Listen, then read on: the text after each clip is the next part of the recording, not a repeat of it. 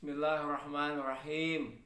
Assalamualaikum warahmatullahi wabarakatuh. Alhamdulillah ala ni'amillah. Wassalatu wassalamu ala rasulillah wa ala alihi wa sahbihi wa mawalah. La hawla wa la quwwata illa billah, amma ba'd. Saudara-saudara sekalian, dimanapun Anda berada, semoga dalam keadaan sehat walafiat, panjang umur dalam taat dan ibadah kepada Allah, dimurahkan rezekinya yang halal, yang berkah, yang banyak, dijadikan keluarganya yang sakinah, mawaddah, warahmah, keturunannya, zuriyahnya menjadi anak-anak yang saleh dan salehah, segala hajatnya dimudahkan oleh Allah Subhanahu wa ta'ala. Amin ya rabbal alamin. Saudara sekalian, tidak terasa sebentar lagi kita akan memasuki malam nisfu Sya'ban, insyaallah pada malam Jumat, dan nanti kurang lebih 2 minggu lagi kita akan memasuki bulan suci Ramadan. Kita berdoa berharap semoga Allah Subhanahu wa ta'ala memberkahi hidup kita di bulan Sya'ban dan Allah kembalikan kita kepada bulan Ramadan. Allahumma barik lana fi Sya'ban wa ballighna Ramadan. Amin ya rabbal alamin. Mudah-mudahan sehat, murah rezeki, panjang umur dalam taat dan ibadah kepada Allah Subhanahu wa ta'ala. Saudara sekalian, dalam kesempatan yang baik ini saya ingin membahas tentang masalah iman. Jadi iman manusia, jadi kualitas manusia tergantung pada keimanannya dan amalnya. Kita lihat dalam kehidupan ini banyak orang yang tidak beriman kepada Allah Subhanahu wa ta'ala. Sebetulnya iman itu apa? La ilaha illallah Muhammad Rasulullah. Dia meyakini di dalam hatinya yang paling dalam, mengakui keberadaan Allah Subhanahu wa ta'ala, tidak ada Tuhan selain Allah. La ilaha illallah Muhammad Rasulullah, dan Nabi Muhammad adalah benar-benar utusan Allah. Jadi keimanan itu adanya di kolbu, di dalam hati, bukan di akli, di akal. Makanya iman bukan milik orang yang cerdas. Iman bukan milik orang kaya, tapi iman milik siapapun, baik orang kaya, orang miskin, orang yang pintar maupun orang yang bodoh. Jadi keimanan adanya di dalam hati. Kalau dia yakin keberadaan Allah Subhanahu wa ta'ala, dia menyembah kepada Allah Subhanahu wa ta'ala, dan yakin bahwasanya alam semesta ini ada yang menciptakan Tuhan Allah Subhanahu wa ta'ala. Karena banyak orang yang cerdas tapi nggak beriman kepada Allah. Bahkan dia anti Tuhan, nggak percaya dengan Tuhan. Dia menganggap bahwa alam semesta ini ada dengan sendirinya. Ini yang salah. Jadi keimanan ini dapat kita lihat dari sepak terjangnya, dari perbuatannya. Al-imanu la bitamanni walakin waqara fil qalbi wa saddaqahul amal. Iman itu bukanlah angan-angan kosong, tetapi merupakan keyakinan yang mantap, yang terpasti dalam hati dan dibuktikan dengan sikap dan perbuatan yang nyata. Dia berani membela kebenaran. Itu namanya orang yang beriman. Walaupun nyawa taruhannya. Bisa kita lihat dalam contoh Bilal bin Rabah. Ketika dia disiksa, bahkan tubuhnya ditindikkan dengan batu yang sangat besar. Kalau dia tetap memeluk agama Islam, maka dia akan dibunuh, disiksa.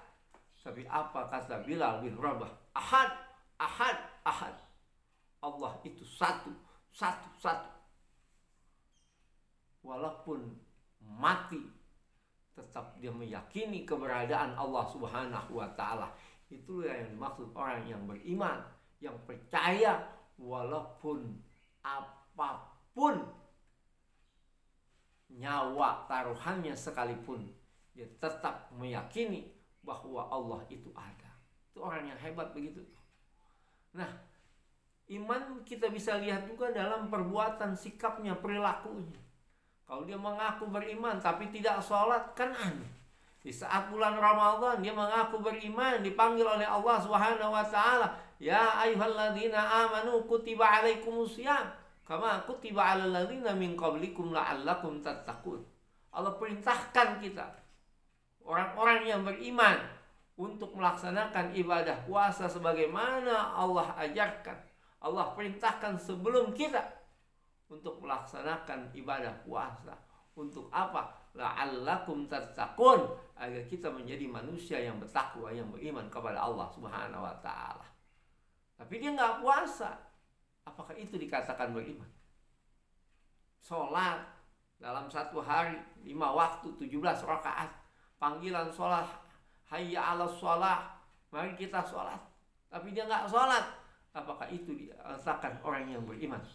Makanya Allah Subhanahu wa ta'ala dalam surah Al-A'raf ayat 179 Allah mengingatkan, bismillahirrahmanirrahim, walaqad dzara'na li jahannama katsiran minal jinni wal ins lahum qulubun la yafqahuna biha walahum a'yunun la yubsiruna biha walahum adhanun la yasma'una biha ulaika kal an'am bal hum adall ulaika humul ghafilun. Nah, jahanam ini nanti akan diisi oleh kelompoknya jin dan manusia. Kenapa? Walaqad dzara'na li jahannama katsiran minal jinni wal ins. Karena lahum qulubul la yafqahuna biha. Dia punya hati, tapi hatinya tidak digunakan untuk memahami ayat-ayat Allah. Tidak ada rasa simpati ketika ada orang yang kesusahan. Bahkan dia mengolok-olok. Bahkan dia menyakiti dengan ucapan kata-kata, menolong tidak. Bahkan menyakitkan dengan ucapan atau perbuatannya. Walahum a'yunul la yubsiruna biha. Dia punya mata, tapi matanya tidak digunakan untuk melihat keagungan, kebesaran, kemuliaan ciptaan Allah. Walahum adhanul la yasma'una biha. Dia pun punya telinga, tapi telinganya tidak mau mendengarkan firman-firman Allah. Kupingnya tidak mau mendengarkan nasihat-nasihat dari para alim ulama. Tidak mau mendengarkan nasihat-nasihat yang nyata yang ada di dalam Al-Quran. Bahkan dia tidak mau beriman kepada Allah dan Rasulnya. Dikasih kesehatan yang sempurna, tapi waktunya tidak digunakan untuk beribadah kepada Allah Subhanahu wa ta'ala.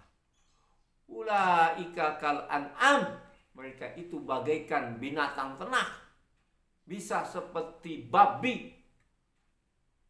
Ulaika kal an'am bal hum adall, bahkan lebih sesat daripada itu. Orang yang beriman, yang bertakwa kepada Allah, itu tingkatannya lebih mulia manusia yang beriman bertakwa daripada malaikat. Tuh tingkatan manusia yang takwa. Kenapa? Karena malaikat Allah berikan kehidupan, tapi Allah tidak berikan nafsu.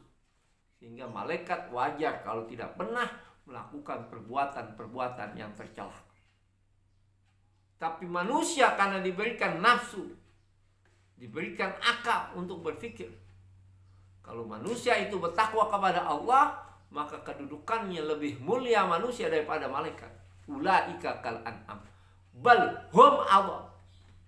Tapi ketika manusia itu lalai di dalam ibadahnya kepada Allah, nggak beriman kepada Allah Subhanahu wa ta'ala dan Rasulnya, maksiat, berfitnah, zolim kepada orang lain, syirik, iri hati, dengki dan lain sebagainya, melampiaskan hawa nafsunya, balhum adal, lebih sesat daripada binatang ternak. Ulaika humul ghafilun, mereka itulah orang-orang yang lalai.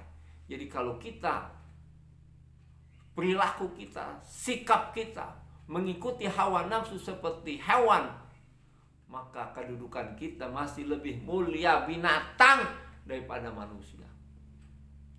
Jadi saudara sekalian, mumpung Allah berikan kesempatan hidup kepada kita, marilah kita mendekatkan diri kita kepada Allah agar kehidupan kita ini bahagia dunia, bahagia akhirat, keimanan kita semakin mantap, semakin dekat kepada Rabbul Izzati, kepada Allah pencipta alam semesta, sehingga insya Allah mudah-mudahan kehidupan kita berkah, mati kita dalam keadaan husnul khatimah.